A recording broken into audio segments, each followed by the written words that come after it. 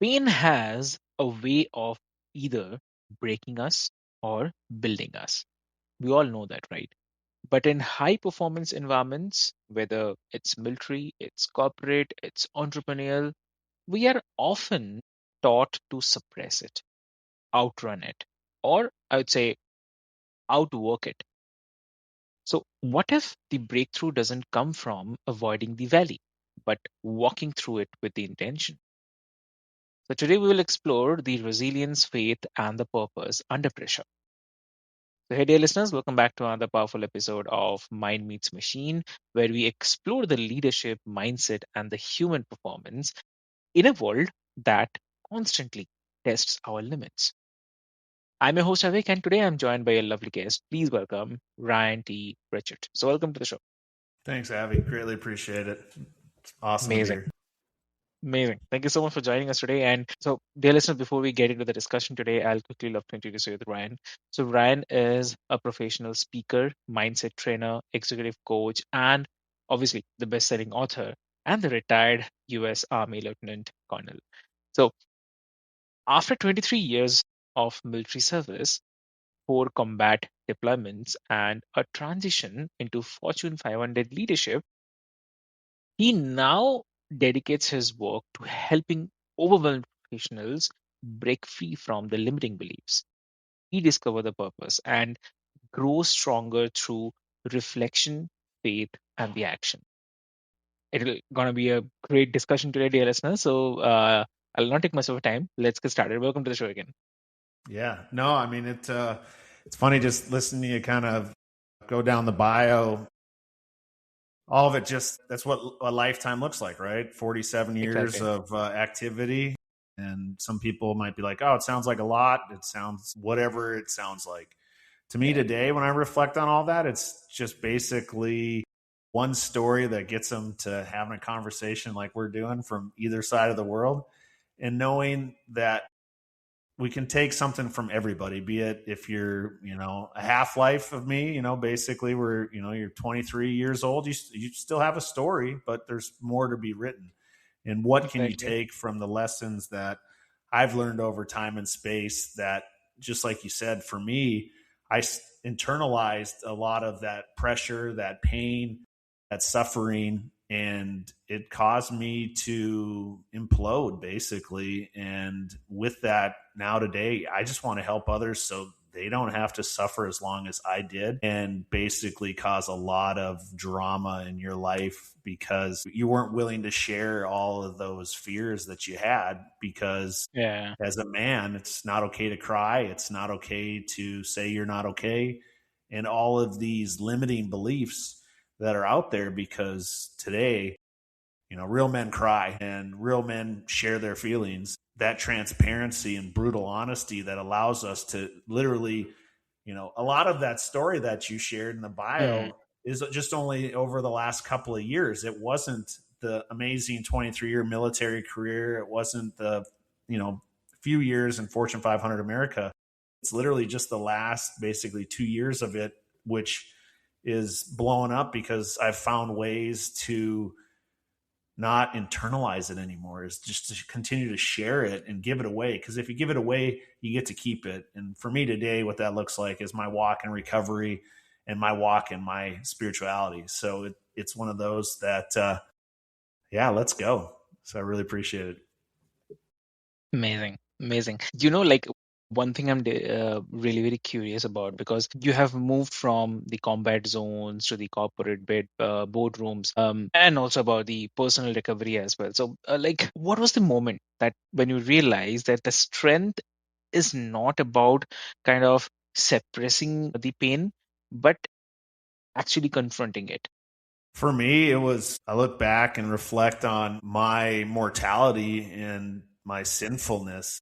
And when I reflect on the seven deadly sins, it's this dynamic of once you've X'd every one of them off the list in this dynamic where I finally found myself in a Alcoholics Anonymous meeting and finally going like, I surrender. I can't do this anymore. I can't carry this rucksack full of 45 years of lying to everybody that I come in contact with because I'm afraid of the truth. I'm afraid of being brutally honest with all the things that I believe I'm inadequate, or, that imposter syndrome, possibly the dynamic of just that I don't know what I'm doing and I'm not okay. And the only way for me to feel better was to drink more, take more prescription drugs that took the pain away, be it the physical pain, the emotional pain, that mental instability that I just didn't have any control. So that allowed me to have some control. And now today I can basically walk through that. And it's in the practices that I figured out what works the best. And I think that was the military side of it, is I had such a structured life, which though really focused on, I was in the infantry. So we worked out every day for, if you were trained into time, it was 90 minutes. If you're trained into standard, Mm. it could be longer or it could be less. It just depends Yeah. on what we're doing. But I think that is what I've honed back in part of like my performance coaching is winning or losing. It doesn't really matter. Like if you think about a game, a sport, right? Cricket, or if we're playing American football versus international football, i.e. soccer, it's this dynamic of, it doesn't matter what the scoreboard is if we create that standard. And what does that standard look like? And for me, my standard to allow me to win every single day is your 3 daily wins. It's this physical win, it's this mental win, and a spiritual win.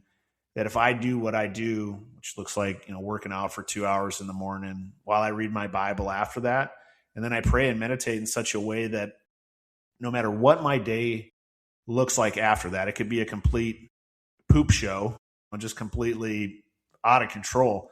But I know I've done everything that I said I would do and created, that threshold of winning in those 3 areas, which is my standard, non-negotiables.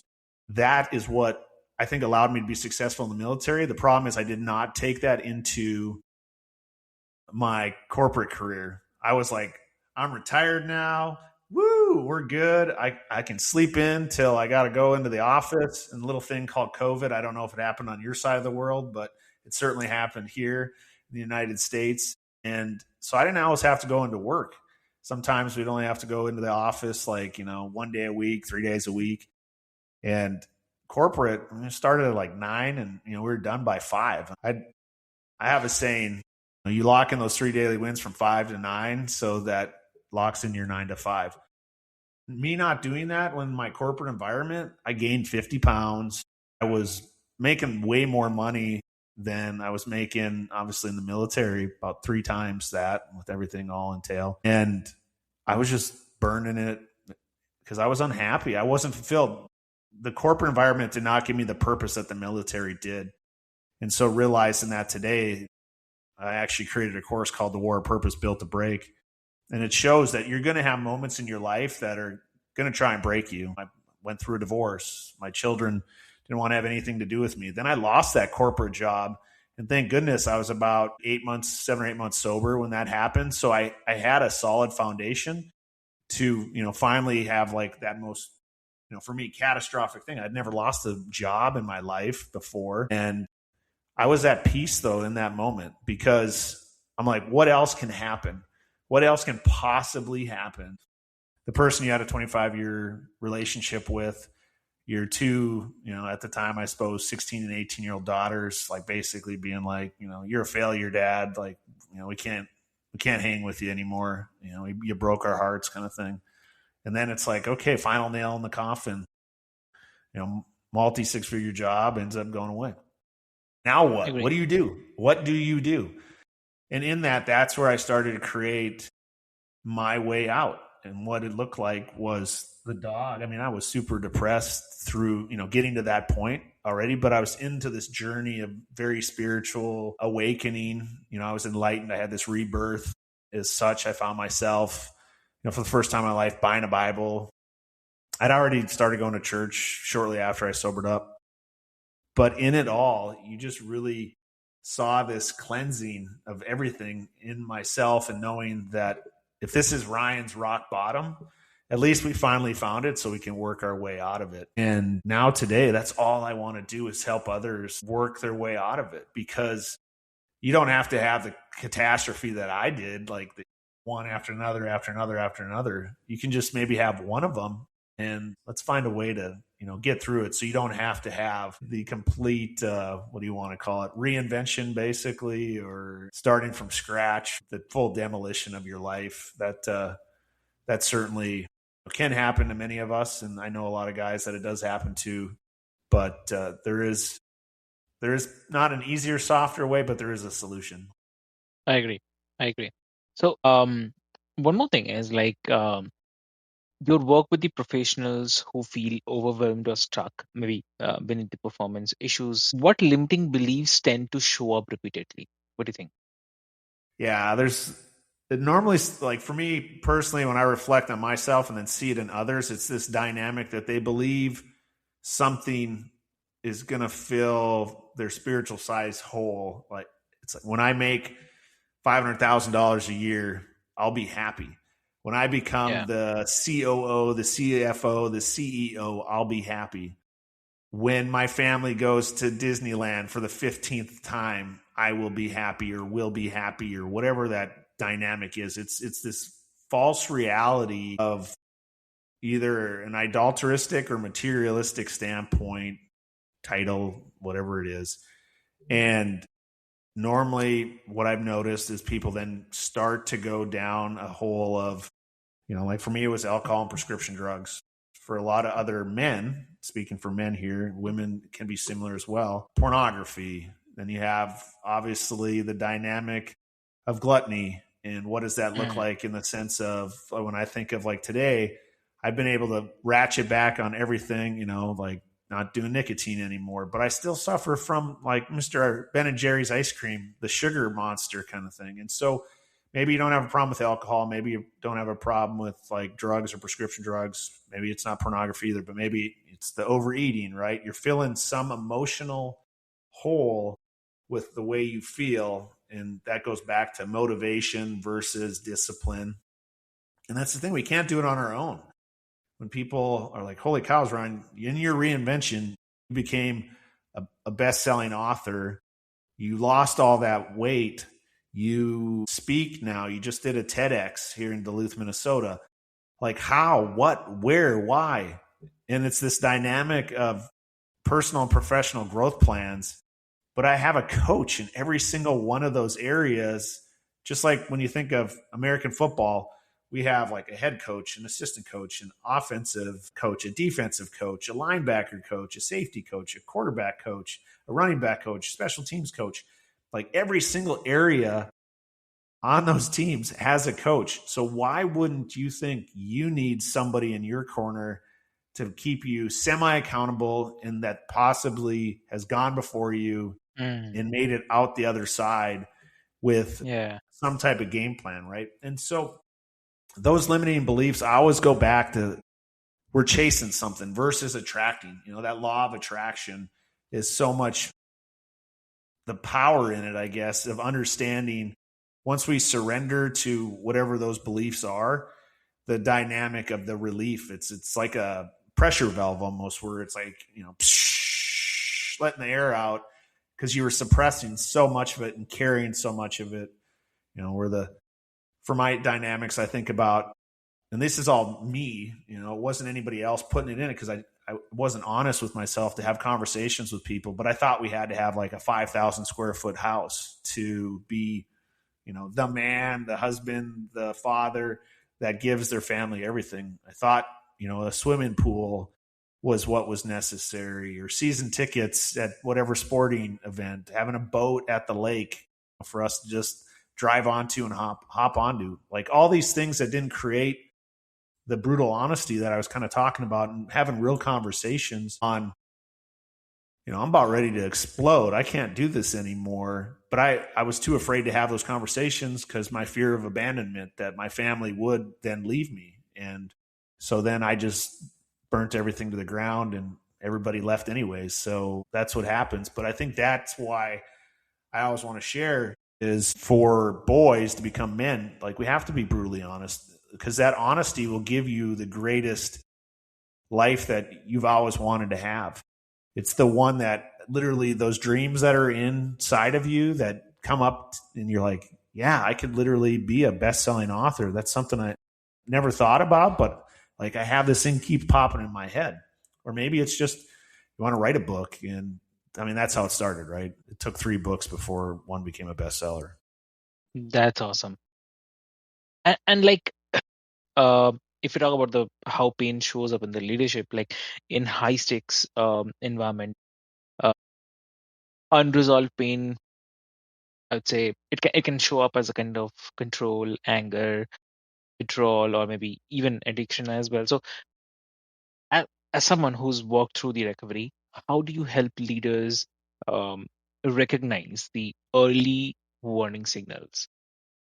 Yeah, so I have a focus framework that we go through. And the way I break down focus, and it's different for every person, and that's why we go through it. It's this dynamic of, for me, it's faith, opportunity, consistency, unconditional kindness, and the standard. So the dynamic basically depending on if you already have like spirituality in your life, we can start with the F and work our way to the standard to see what you want things to look like. But most of the time, what I've found out is people's F is finance, and that causes a massive problem in how they do business because everything they do then is associated around making money and what their bank account says. And as long as you have enough, like you don't have to worry about that. It's the dynamic of you can only live for today. So if you have all your bills are paid right now, you have enough and everything's going to work out perfectly fine. And just realize tomorrow will take care of tomorrow when it gets here. So when someone's like, well, I don't have any spirituality, I don't have a higher power, I don't have any faith whatsoever. I always say, I bet you have hope, which then faith will come to light. So we start with the standard. It's like, what do you want life to look like? And a lot of time folks will be, well, I'd like to be, the shape I was in 10 years ago. All right, sweet. I can work with that. Like we can certainly look at your nutrition, be the first thing. And then we can look at your physical fitness because what all of us should want is to be healthy because what healthy allows is to give us the intangible of time, which is the greatest thing because we have no idea how much time we get and we're all going to die. That is a certainty. So in it, as we move forward, it's establishing, basically it gets into those 3 daily wins right off the bat. And so it's like the nutrition and fitness. So mentally, like where do you want to go? A lot of folks, it's like, yeah, I used to read. Okay, cool. Like what would you like to learn about then? What would you like to read? Just pick. And it's one of those 30 minutes a day. Hey, if it's reading the newspaper and you're finally doing that again, fantastic. And then whatever that spiritual standpoint looks like. For me, what I love to get people into is a dynamic of silence. I did a silent retreat a year ago with the Jesuits here in Demontreville, here in Minneapolis, Minnesota. And it was a 4-day silent retreat. And the group I was with, we went like the full, like, hey, take your watch off, no talking the whole time kind of thing. You're completely immersed. If you wanted to do it a little easier, softer from like 8 to 9 p.m. each night, they'd let you go in the basement and play pool and you could talk. The group I was with, we said, no, we're not doing that. And it was so amazing. The downloads that you get every day as you went into these different practices and modules that they taught, where you would just literally, that's where I finished the first book. It was, I had written about 75% of it. And over those 4 days that I was there, I finished it. I wrote the last bit of it. It all just came together just like that in that silence. And so that's what I love to get to in the spiritual practice of the spiritual win side of everybody having 30 minutes minimum a day of silence. And I know a lot of folks, like it doesn't start off that way. You just start off with like 5 minutes and really focus on that 5 minutes of silence. And you'll start to pick up on like the birds that are chirping outside. For me, I live like in a apartment condo setting, so you notice everything. Person like apartment down with their TV that's louder and this stuff. But in the moment, like right now, we're talking. It's loud. There's lots of different things going on. But you start to really hone in on yourself, and you work on your breathing and everything else, and you really become one with yourself. And that in that dynamic, it's just amazing. You'll start getting downloads.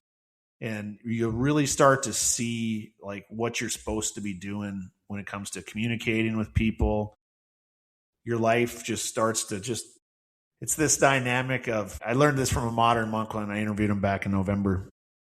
When Okay. we're children, our lives are a window. And, unfortunately, between 0 and 6 or 7, things happen in our life, and it starts to cloud that window slightly. You get picked on as a kid. Like I think of myself when I got glasses, and everybody picking on me about having 4 eyes, right? It starts to cloud that mirror and, that window, and it becomes a mirror.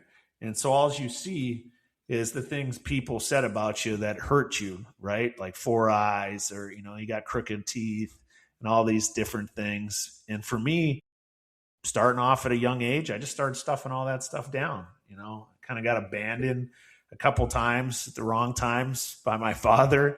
I think I feared abandonment my entire life. I was always running from things. That fear where, it stands for forget everything and run versus face everything and rise. And when we look at working with people that way, that's where the focus can really start stripping that back as we go through it. Because what you find out is as you stuff things inside, you're not kind, and you only start to focus on yourself, and you only care about yourself because everybody around you believe is there to hurt you. That's not the case. Like most people don't want to hurt each other. It's just this dynamic is we get overly sensitive Mm. because we haven't had that brutal honesty with everybody that's in our life. The really deep personal people that are in your lives, be it your partner, your spouse, mother, father, sister, brother, cousins, sons, daughters, all these different dynamics we just don't have honest conversations with.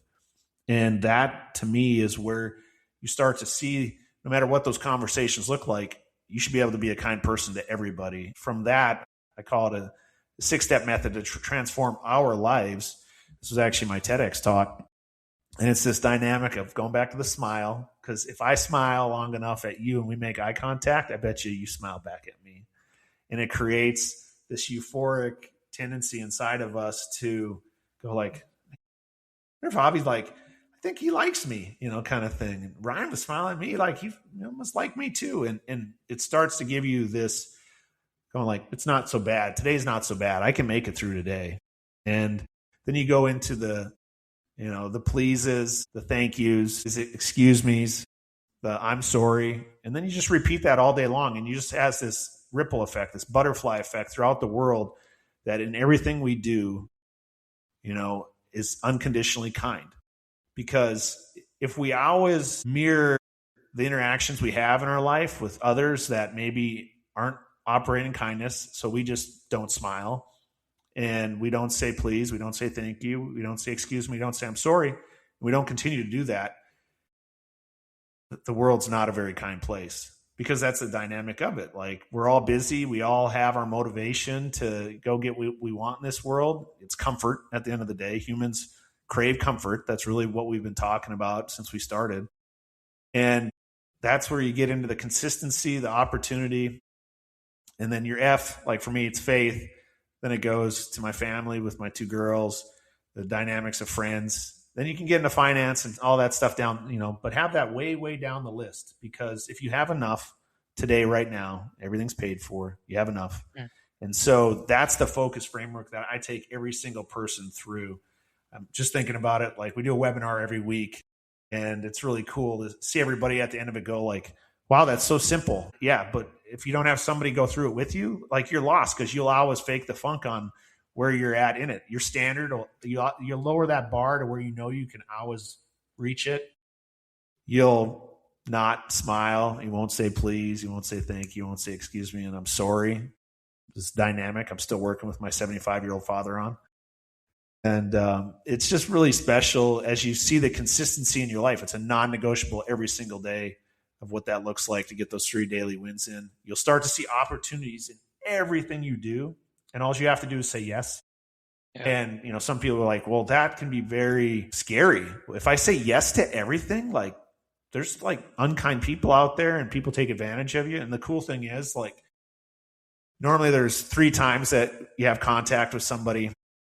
Say you meet somebody at the grocery store, like exchange numbers or something. They're like, I'll call you. Sure, sounds good. 6 months go by. They finally do, call you. Maybe go out for coffee, something like that. And then on the third one, maybe start working together, or your kids are the same age, and you go do things, or whatever it looks like. It can be personal or professional. It's this dynamic where, in time and space, you just manifest every single thing through those opportunities, and it gets back to the F, because it was all about that hope that you had that created the faith. And so once you have that, you'll know what to focus on in everything that you do in life. And it's just something that it works. I don't know how else to explain it. Totally understand. And obviously, I'd say that shift from coping to confronting is definitely powerful. And obviously, sometimes often deeply uncomfortable. So if someone who is listening, they feel like they are um, in the valley right now, maybe personally or professionally, what will be the first step towards reclaiming the purpose? What do you say? Yeah, I mean, the first thing you really have to do is one, never give up. Right, that dynamic. I'm a big like Rocky Balboa fan from the Rocky movies back in the '70s and '80s, and I know they've had more since, but I'm a kind of an OG, the first five. And basically, when I look at it, it's this dynamic of you have that little voice that says, well, it's Mick. He's like, get up, you son of a bitch, because Mickey loves you. It's this dynamic of just knowing that you're not going to quit, but you're going to ask for help, because everybody does want to help someone if you're struggling. But we have this pride and this ego. Like for me, ego stands for edging God out. This dynamic where we're too prideful to ask for help. And it's so amazing today, because when I'm feeling it, like I'm going to ask for help. This dynamic of, please pray for me, please, like know that I struggle too. It might sound like I have it all figured out and, I'm extremely successful in this dynamic. I still have my own limiting beliefs. When I get up and I'm not feeling like going to the gym, Mm. I have those. And I do 5, 4, 3, 2, 1, and I get up, get out of bed, and I go to the gym. But that takes many, many days to get there. You got to keep putting those reps in. And so if you're in that valley right now, know that you're not giving up. It's just today. It's just right now. This isn't going to last forever. Go call. You got one person that you can ask for help, whatever that looks like. And I know it's so hard. I know it's so hard to ask for help. I've seen it, in entrepreneurship here. It's the scariest thing you'll ever do is run your own company, run your own business, right? Where you're like, especially once you start having employees, and it's all on you to make sure that they keep getting paid. It's one thing, like I can go many days without eating, right? Like I've learned that in my military experience, this dynamic. You can go 40 days without eating. You can only go 3 without water. But it's this, what about those that you're supposed to be providing for, those that you're supposed to be protecting as the boss, right? And this side of it. So know that you got somebody out there to ask for help, ask for it. And, if you hear this right now, like my phone number, +1 here in the United States, 360-951. You can call me any single time. I get like some folks like 988, here for help. It's scary. And you can either hear me or see me right now. Like I said, so +1 360-951 9202. Just, I'm here to listen. I'm here, to just be a sounding board, and know that it's this dynamic of we need each other. We are so much stronger together. And that's what the military was all about, this battle buddy. You always at a minimum went somewhere with your battle buddy. I lived by that with my 2 girls. It was so funny to hear them talk about, you'd let us do this, this, and this, and this, if like, as long as we went everywhere together. And I was like, yeah, because we're stronger together. And, the dynamic of like, even as little people, no one's going to nab you if there's 2 of you together, kind of thing. It makes it that much harder. So it's the same for us as we get older. You got to have your battle buddies. And if you don't have a battle buddy, you don't believe you have a battle buddy, like I said, I'll be your battle buddy right now. And, just reach out, ask for help. Amazing. So, for someone who is listening right now and they want to connect with you, how they can connect? Yeah, a number of different ways. Ourprotectordevelopment.com or RyanTReichert.com are 2 of the hubs. You can certainly get plugged in any which way under the sun. We have a lot of free resources. We have a 5-minute morning reset that gets everybody going. Literally takes 5 minutes. of your morning to get yourself right, put the armor of the Lord on, and get after it. That's one thing that I realized when I wasn't in the military anymore. Downrange, you put your helmet on, you put your vest on, grab your weapon, and so on and so forth, and you felt protected. Well, for me, I guess I didn't realize that you still needed to protect yourself in corporate America, or your personal life, whatever that can look like. And so that's what this 5 minute morning reset does. It kind of Yeah. clears the mechanism, and then basically you armor up for the day, knowing that you're going to battle some stuff that none of us want to have. That we either have the boss possibly that we just don't align with, or we have the coworker, or maybe have a subordinate on the team, whatever that looks like, family member that you can love them from afar, right? This dynamic of you don't say, if the enemy doesn't see you, don't engage the enemy. This dynamic of sometimes, like, we're always looking for a fight, and you need to surrender it and allow, if that fight's supposed to come to you, it will come to you, but you don't need to engage it until it does. And that's all about, like, the pause and understanding halt and hot, where it's halt's emotions, right? Hungry, angry, lonely, tired. If you have any one of those four emotions, you don't engage. And then hot is, let's see, I wrote it down. It's honest, open, and transparent in all your communication. So you should have a lot of hot communication every single day. And it's honest, open, and transparent. So then you're not having to clean up your side of the street, because I believe, even if you're like, a little white lie is not going to hurt nothing, man, that'll turn into like the abominable snowman by the time it gets, picking up traction on, like, what did I say? Yeah, I said this. Well, what I meant was this. And then it's like even bigger, it's even worse. And then a week later, it's turned into this ugly thing. And so, yeah, just think about halt and hot when you're having some communication with folks, and where do you feel, right? These feelings that we have can end up really creating a lot of struggle for us. And I think the biggest thing is we all want to be heard, and that's kind of what ends up happening is we believe being heard is using this more than these two. And, God gave us two ears and one mouth for a reason. We should close our mouth more and open our ears so we can really listen to those around us, because they're telling us what they're going through. So if you can kind of take the time to listen to them, it makes it a lot easier for everybody. And at the end of the day, you really go, sweet, I get what Ryan's saying. So that dynamic, yeah, head on over to Yeah. ourprotectordevelopment.com or ryantrichert.com. It's the same for social media. And yeah, I'd love just to connect and have meaningful conversations just like we've done today. Amazing. So, dear listeners, what I'll do is I'll put all the links and the details into the show notes for easy reference. And I'd say that technology evolves, right? So, and market will also fluctuate, rules change. But the inner work, the courage to face that pain and reclaim the purpose remains timeless. And here on Mind Meets Machine, we explore not just the performance, but also the transformation as well. If this conversation resonated with you, please share it with someone who may be walking through their own valley, right? So, with this hope, until next time, this is your host Avik, and this is Mind Meets Machine. Do not avoid the hard path. It may be the it may be shaping you who you are meant to become. So, thank you so much. Thank you.